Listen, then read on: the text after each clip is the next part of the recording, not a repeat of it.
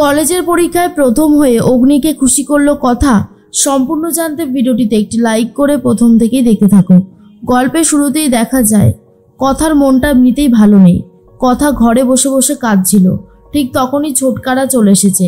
ছোটকা, জুনি এসে সবাই মিলে বলতে থাকে কথাকে, সব ঠিক হয়ে যাবে, একটু ধৈর্য ধরো। কথা বলে, না না, আমি ভেঙে পড়িনি, আমি ঠিক আছি। ছোটকা বলে, কথা তুমি আমার কাছে লুকাচ্ছ কেন? আমি বুঝতে পারছি তোমার কষ্টটা।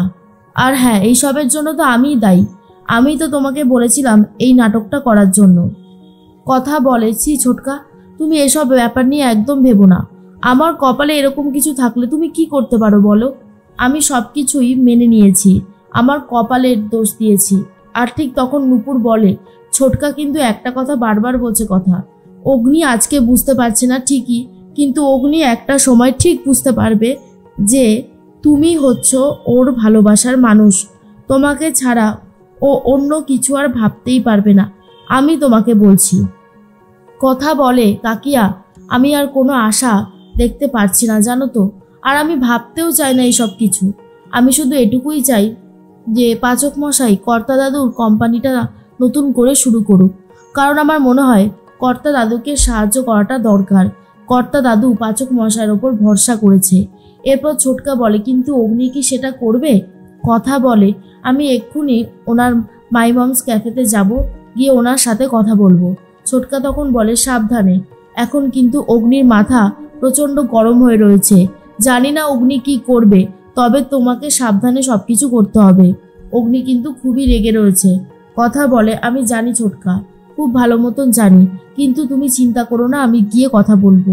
এর মধ্যেই অগ্নি মাই মমস ক্যাফেতে গিয়ে বসে আছে। তখনই চলে এসেছে স্যান্ডি আর বলে, এভি, আজ দারুণ একটা খবর আছে।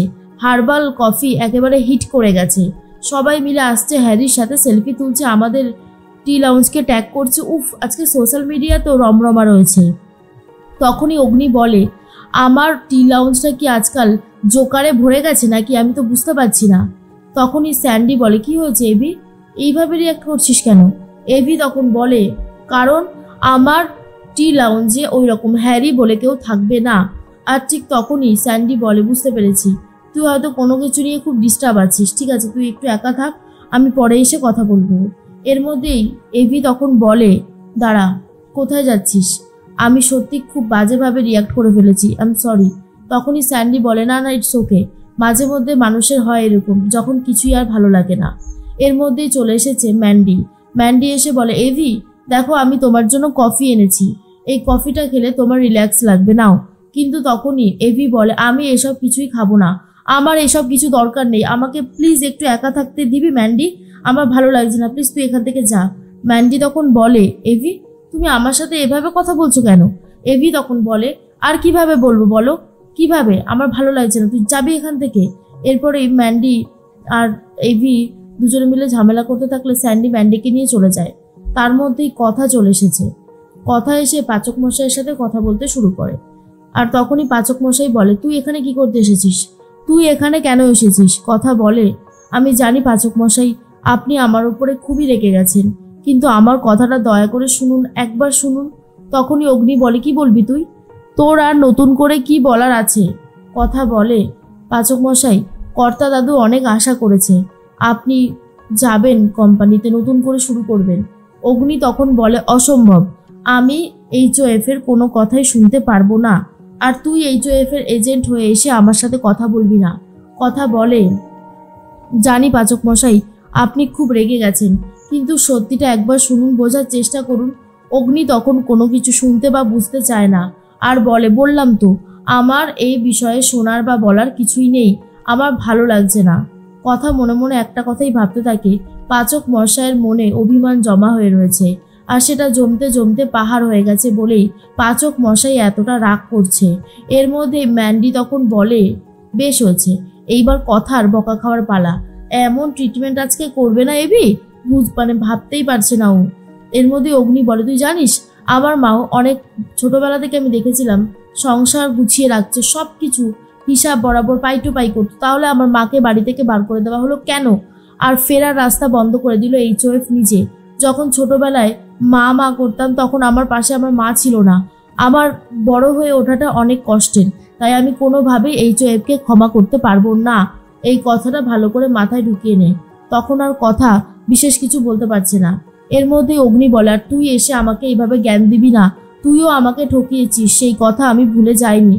যেহেতু কথা হাতে কাচের চুড়ি পড়েছিল, তাই অগ্নির চাপে কাচের চুড়িগুলো ভেঙে যায়, কথার হাতটা অনেকটা কেটে গেছে। এর মধ্যেই অগ্নি দেখে নেয় আর বলে, এ নে ফার্স্ট এড বক্স, ভালো করে জায়গাটা মলম মাখিয়ে নে।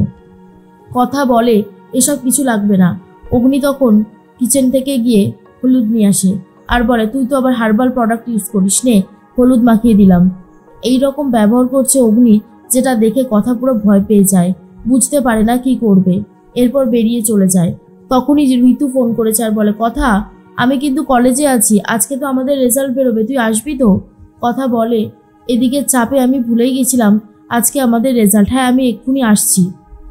তার মধ্যেই দেখা যায় প্রান্তিকের সাথে কথা বলতে চলে গেছে চিত্রা।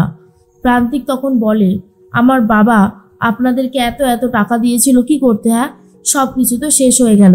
চিত্রা বলে, আমি বুঝতে পারছি তোমার রাগ করার যথেষ্ট কারণ আছে, কিন্তু বিশ্বাস করো আমি জানতামই না যে কথা আর অগ্নি তোমাদেরকে ধরতে এইরকম একটা নোংরা প্ল্যান করেছে। যদি জানতাম তাহলে অনেক আগেই এসে তোমাদেরকে বলে দিতাম। আফটার অল আমরাই তো জয়দীপ বিশ্বাসের সাথে হাত মিলিয়েছিলাম, তাই না? এর মধ্যেই চলে এসেছে ম্যান্ডি আর প্রান্তিকের বন্ধুত্ব দেখে চিত্রা তখন বলে, বাহ খুব ভালো হয়েছে তোমাদের বন্ধুত্বটা হয়ে গেছে, এটাই তো চাইছিলাম, তবে মনে রেখো খুব সাবধানে কাজ করতে হবে। প্রান্তিক তখন বলে, আচ্ছা আমরা আর কি করতে পারি?